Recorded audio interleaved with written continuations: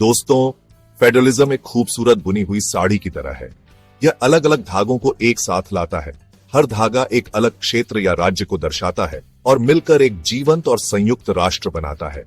यह governance system जो America, Canada और हमारे भारत जैसे देशों में पाया जाता है, एकता और स्वायत्तता दोनों के महत्व को समझता है। मूल रूप से फेडरलिज्म पावर शेयरिंग के बारे में है। यह मानता है कि सिर्फ एक केंद्रीय सत्ता अलग अलग क्षेत्रों की जरूरतों और आकांक्षाओं को पूरा नहीं कर सकती। इसलिए यह सरकारी शक्तियों को राष्ट्रीय सरकार और क्षेत्रीय सरकारों के बीच बांट देता है। हर एक का अपना प्रभाव क्षेत्र होता है। ये पावर का बंटवारा लिखित संविधान में लिखा होता है, जो देश का सर्वोच्च कानून है। संविधान एक रक्षक के रूप में काम करता है। यह सुनिश्चित करता है कि न तो केंद्र सरकार और न ही क्षेत्रीय सरकारें अपनी सीमा पार करें। यह संतुलन, दोस्तों, फेडरलिज्म का सार है। भारत, जो अद्भुत विविधता का देश है, ने आजादी के समय फेडरलिज्म का रास्ता चुना। हमारे संस्थापक पिताओं ने इतनी सारी भाषाओं, धर्मों और सांस्कृतिक परंपराओं वाले राष्ट्र को एकजुट करने की बहुत बड़ी चुनौती को पहचाना। इसलिए उन्होंने एक अनोखा संघीय ढांचा बनाया जो हमारी विविध आबादी की आकांक्षाओं को स्वीकार करता था और साथ ही राष्ट्र की अखंडता को भी बनाए रखता था। इंडिया यह संविधान, जिसे अक्सर दुनिया का सबसे लंबा लिखित संविधान कहा जाता है, हमारे संघीय ढांचे की नींव रखता है। यह केंद्र सरकार और राज्य सरकारों के बीच शक्तियों को सावधानी पूर्वक विभाजित करता है।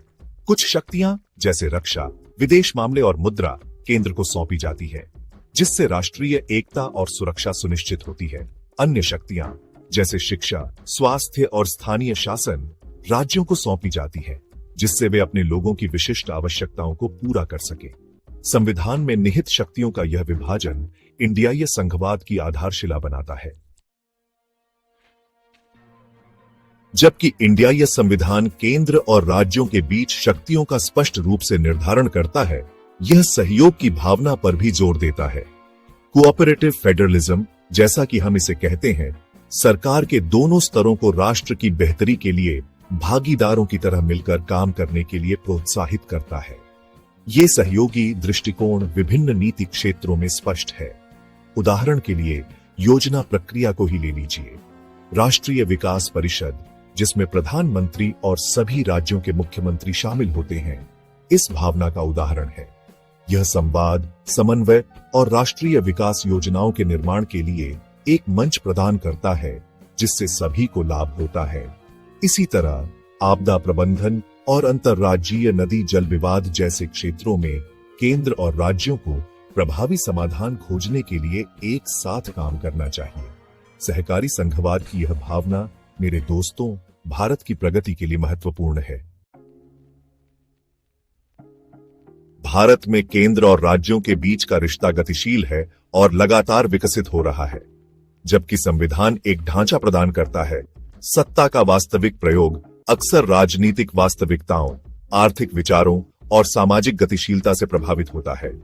हमारे संघीय ढांचे के सुचारू संचालन के लिए दोनों के बीच एक नाजुक संतुलन बनाए रखना महत्वपूर्ण है। इंडियाई संविधान, जबकि एक मजबूत केंद्र की ओर झुकाव रखता है, यह सुनिश्चित करने के लिए तंत्र प्रदान करता है कि राज्य केवल उपांग न बन जाए। राज्य विधानसभाओं द्वारा चुने गए अपने सदस्यों के साथ राज्य परिषद, राज्यसभा, संसद में राज्यों के लिए एक आवाज के रूप में कार्य करती है। इसके अलावा संविधान एक न्यायिक प्रणाली प्रदान करता है, जो केंद्र और राज्यों के बीच विवादों के मामले में एक निष्पक्ष मध्यस्थ के रूप में कार्य करता है।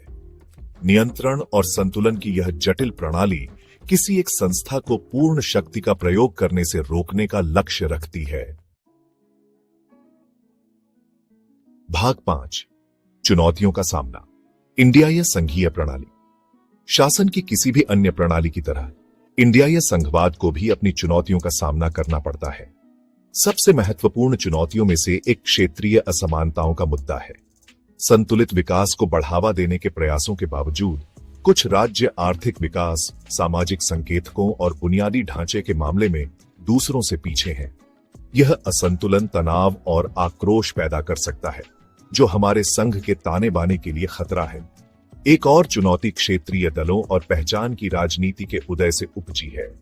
जबकि भारत जैसे विविधतापूर्ण देश में क्षेत्रीय आकांक्षाएं स्वाभाविक हैं, संकीर्ण प्रिज्म के माध्यम से उनकी अभिव्यक्ति कभी कभी राष्ट्रीय एकता के बंधनों को तनावपूर्ण कर सकती है। राष्ट्रीय हितों के साथ क्षेत्रीय आकांक्षाओं को संतुलित करना एक सतत चुनौती बनी हुई है। इसके अलावा अंतर्राज्यीय जल विवाद, संसाधनों का बंटवारा और केंद्र प्रायोजित योजनाओं का कार्यान्वयन जैसे मुद्दे अक्सर केंद्र और राज्यों के बीच विवाद का विषय बन जाते हैं।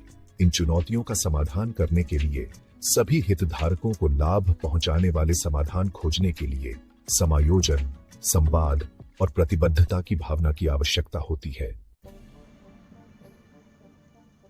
भाग 6, राजकोषीय संघवाद, संसाधनों का वितरण। किसी भी संघीय प्रणाली का एक महत्वपूर्ण पहलू वित्तीय संसाधनों का आवंटन है। भारत में संविधान राजकोषीय संघवाद की एक प्रणाली प्रदान करता है जो केंद्र और राज्यों के बीच वित्तीय संबंधों को रेखांकित करता है। वित्त आयोग एक संवैधानिक निकाय इस संबंध में महत्वपूर्ण भूमिका निभाता है।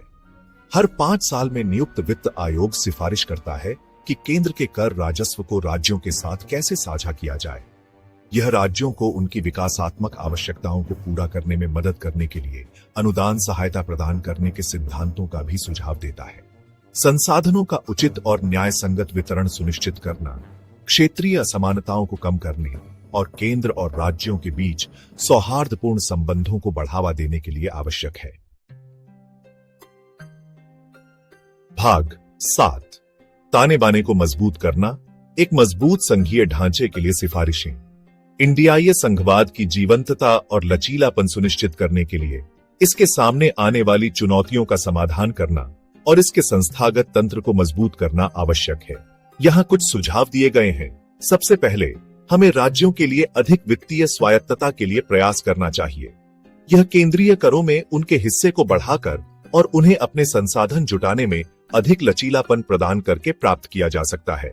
दूसरे, राष्ट्रीय महत्व के मुद्दों पर केंद्र और राज्यों के बीच अधिक संवाद और परामर्श को बढ़ावा देने की आवश्यकता है।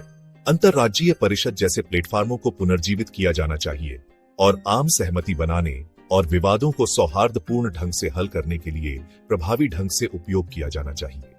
तीसरा, केंद्र और राज्यों के बीच साझा जिम्मेदारी की भावना को बढ़ावा देना महत्वपूर्ण है।